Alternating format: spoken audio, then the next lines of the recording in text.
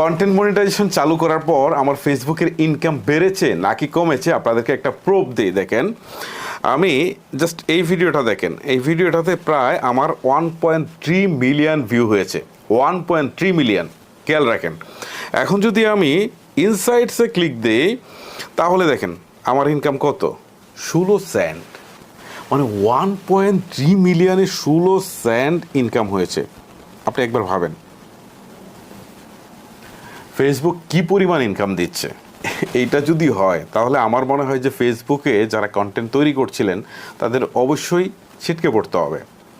কারণ million view খুব স্বাভাবিক কোনো বিষয় না, সব ভিডিওতে হয় না, ঠিক আছে, খুব কম ভিডিওতেই হয়। আর একটা ভিডিওতে যদি 1.3 মিলিয়ন ভিউ হয় তাহলে ধরে নেওয়া হয় যে ভিডিওটা ভাইরাল। বাট একটা ভাইরাল ভিডিওতে যদি আপনার 16 সেন্ট ইনকাম হয় তাহলে আপনি কি করবেন ফেসবুকিং করে? আপনার কস্টিং আছে তো, আপনার নিজের